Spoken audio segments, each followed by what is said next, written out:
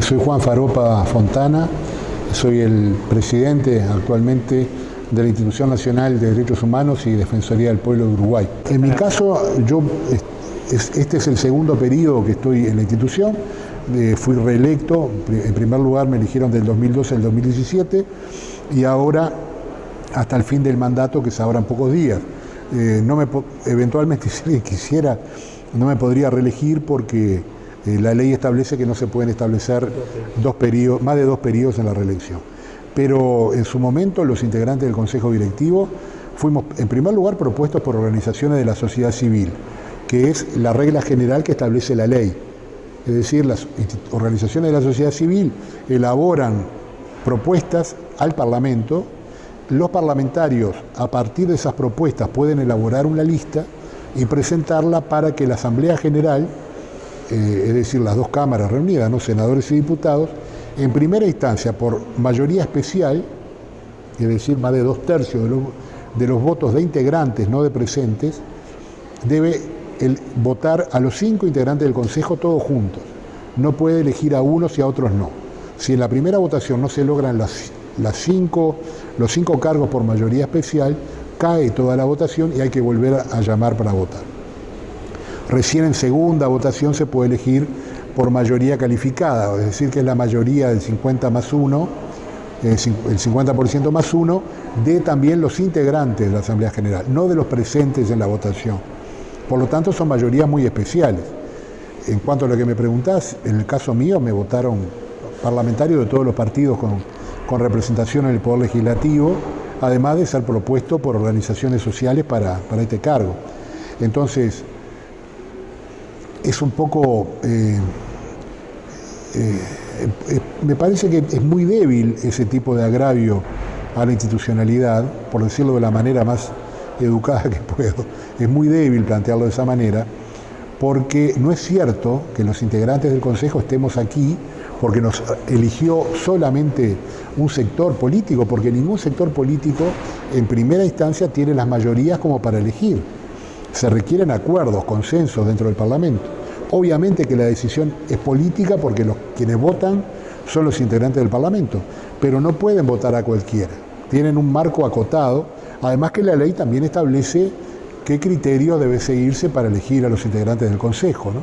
La formación, la experiencia, la trayectoria en materia de derechos humanos es fundamental.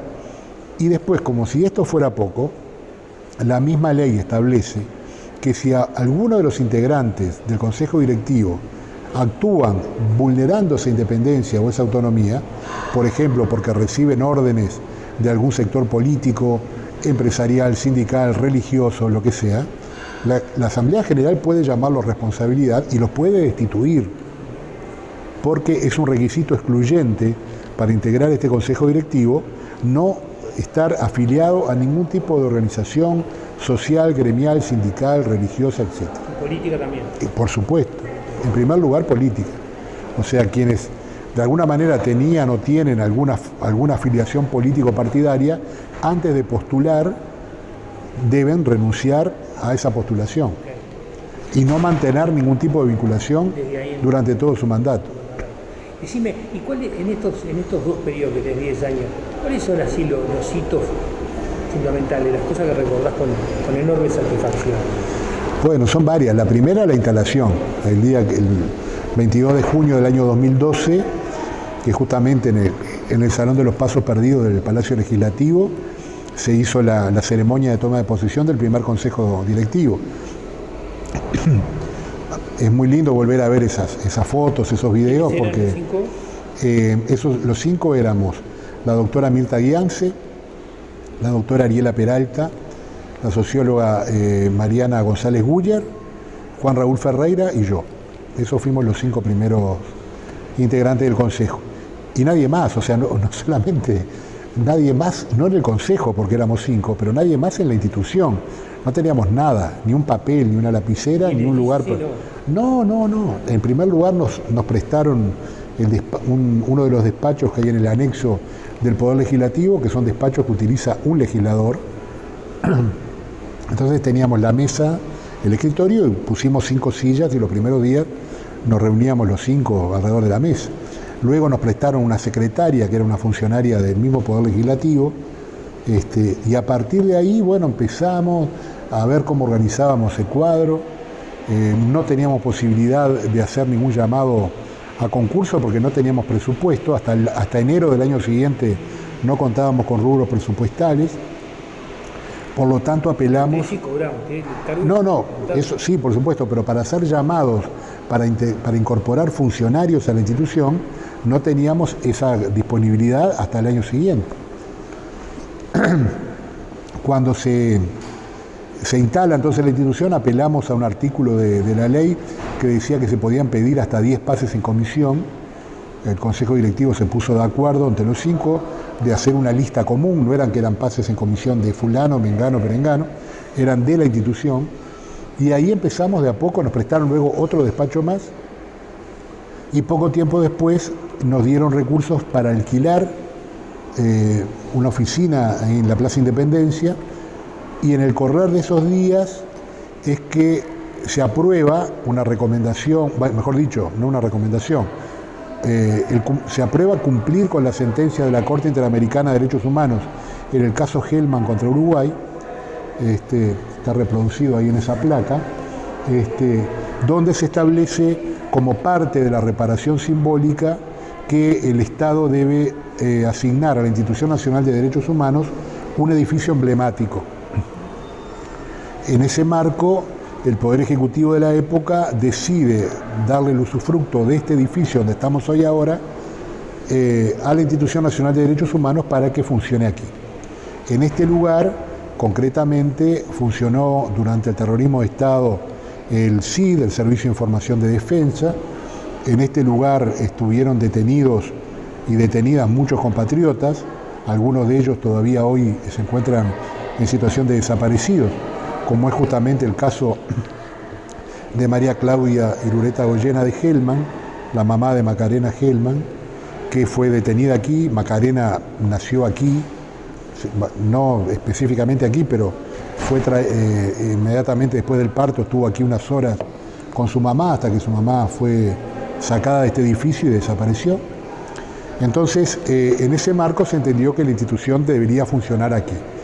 Hubo todo un tiempo de arreglos, de reciclaje, o sea, lo que se ve aquí, bueno, es todo fruto de un proyecto arquitectónico, además, que intentó recuperar algunos elementos importantes, ¿no? Como darle mucha luz a este lugar, para dar la simbología de que, bueno, que se estaba echando luz sobre la oscuridad de lo que pasó en esta casa en esos años, y es actualmente, además de las oficinas donde funciona la institución, un sitio de memoria que funciona abajo, en el que era el lugar donde durante la dictadura las personas detenidas eran sometidas a torturas, detención ilegal, y como decía, lamentablemente muchas desaparecieron hasta la fecha.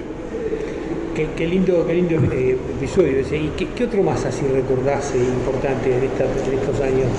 Yo lo que te diría es un evento que se hace todos los años, que es una forma de funcionamiento de la institución, que la ley establece que la institución debe funcionar así, que es lo que se llama Asamblea Nacional de Derechos Humanos. Las Asambleas Nacionales de Derechos Humanos deben sesionar por lo menos una vez por año, y en ella participan todas las organizaciones de la sociedad civil que se inscriben para participar en esas asambleas, más todos los organismos del Estado que son objeto de supervisión de la institución, y por supuesto pueden participar como observadores todas las personas o los organismos nacionales o internacionales que lo quieran hacer. Esas asambleas nacionales se desarrollaron, intentamos desarrollarla en estos 12 años en distintos lugares del país, muchas veces por razones de organización, como fue esta última, pandemia por medio, etcétera, etcétera, que se debió realizar de manera virtual al principio, después en forma híbrida, con un cierre en el Palacio Legislativo. Pero esas asambleas nacionales, en mi caso, y creo que en el caso de los otros directores y directoras, constituyeron una experiencia muy importante para realmente vivir la situación de los derechos humanos en el país. Porque de esas asambleas, la institución recoge una fotografía de la situación de los temas vinculados con derechos humanos en distintos lugares del país. Y ahí tenés una visión amplísima de situaciones que tienen que ver con las zonas de frontera, en la frontera con Brasil, por ejemplo, donde hay temas de migración, de solicitudes de refugio, de trata de personas por motivos de explotación sexual, de explotación laboral.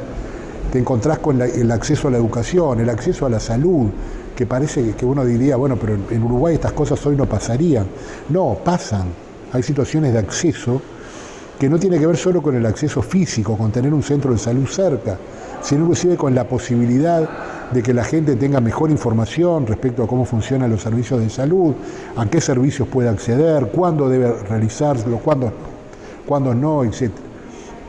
Lo que te decía al principio, los cambios en la producción del país, con esta invasión fundamentalmente de las grandes extensiones agrícolas, específicamente la soja, la producción sojera requiere del uso de agroquímicos a gran escala, y eso evidentemente genera afectaciones graves al medio ambiente, tanto en la salud directa de las personas por la propia contaminación del aire o del agua, como de los cursos del agua, la propia tierra y otros cultivos que también se ven afectados. Y es un tema que para mucha gente en el país es un tema de primera línea, que tiene que ver con la vigencia de sus derechos. Como te decía, el tema de las personas en situación de discapacidad, que muchas veces no se ve, no está dentro del mapa, precisamente porque se trata de personas y de familias de esas personas que por su propia situación tienen muy pocas posibilidades de realizar acciones de presión, de hacer marchas, de visitar despachos de legisladores, etc. Y bueno, poco a poco la institución ha dado una mano en ese tema, y a mí me ha generado una satisfacción también muy grande poder trabajar en esa temática. El acceso a la educación, como te decía, de estos gurises, que muchas veces no es solamente que la escuela o el liceo no tiene rampas o no tiene posibilidad de accesibilidad física, sino también la accesibilidad a derechos, poder incorporar un asistente académico para que acompañe al muchacho, para que pueda realmente integrarse a la clase, que no lo tengan allá en el fondo solito como si fuera un florero, que lamentablemente todavía hoy pasa. Las políticas en materia de salud mental, de incorporar la salud mental también como un tema de derechos humanos y no solamente como un tema de aislamiento, y todo lo que implica la privación de libertad en sentido amplio, no solamente de las personas que están presas por decisión de la justicia penal o de la justicia penal adolescente en su caso, sino de niños, niñas, adolescentes internados en el Instituto del Niño y Adolescente del Uruguay por razones de amparo, de protección, y que en definitiva es una privación de libertad de hecho. Las personas que están internadas en clínicas de salud, el tema de las adicciones fundamentalmente. Es decir, hay una agenda amplísima en materia de derechos que atraviesa todo Uruguay. Y también otras competencias nuevas que se nos asignaron en el correr de los años, como fue lo de la Ley de Servicios de Comunicación Audiovisual, que actualmente un sector importante del oficialismo pretende derogarla de un plumazo. El acceso a los medios, ser la defensoría de la audiencia en materia de comunicación que se dan en forma restringida, porque sigue siendo una ley que solamente abarca los medios tradicionales, digamos, prensa oral, escrita, televisiva. La propia ley no incorpora la plataforma de Internet, que es, si no el principal, uno de los principales medios de comunicación actuales, pero aún con eso creo que se logró un paso muy importante, y que sería realmente un retroceso muy grande que Uruguay eliminara de un plumazo esa ley. No solamente por los aspectos económicos que evidentemente están atrás, por el lobby grande que hay de los grandes medios, de los propietarios de los grandes medios, sino mirado desde el punto de vista de los derechos de la gente a contar con un servicio de comunicación que efectivamente garantice el acceso a la mejor información para que la gente pueda participar, porque en democracia participar, además de votar cada 5 años, que es muy bueno, es estar todos los días metido en los temas de la agenda. Y si la gente no está informada, no tiene opinión. Decime, ¿cuánta gente tienen trabajando para todo ese trabajo? Aquí en la institución, funcionarios de la institución son alrededor de 40, y después tenemos algunos más que son funcionarios que están trabajando en el tema de niñez y adolescencia con un convenio que tenemos con el Fondo de Naciones Unidas para la Infancia, con UNICEF, que contrata a algunos técnicos que están trabajando acá. Después, otra ley que se aprobó luego de la creación de la institución y que nos dio más competencias es la que nos asigna la responsabilidad de la búsqueda de restos de detenidos desaparecidos, y ahí quienes están trabajando no son funcionarios de planta de la institución, hay 2 directores sí que están a cargo de la conducción del tema, pero luego son todos contratos que se hacen por parte de la Corporación Nacional para el Desarrollo, con fondos de Presidencia de la República, y que están específicamente y concretamente vinculados al tema búsqueda. Y bueno, luego hay algún pase en comisión todavía también, pero no hay mucho más de 60 personas trabajando entre administrativos, técnicos. ¿Los 5 que son se dividen en tareas, tienen roles? Sí. Eso es una decisión de política de gestión que se hace en el Consejo Directivo. Por ejemplo, hay un sector que es la recepción de denuncias y consultas y el seguimiento y la investigación por denuncia de eventuales vulneraciones a derechos humanos, que ahí hay directores que están específicamente encargados de eso, otros que están a cargo del área de descentralización, que es todo el trabajo que se hace en el resto del país. También hay otra área que tiene un director asignado, que es el Mecanismo Nacional de Prevención de la Tortura, que es una de las competencias que tiene la institución.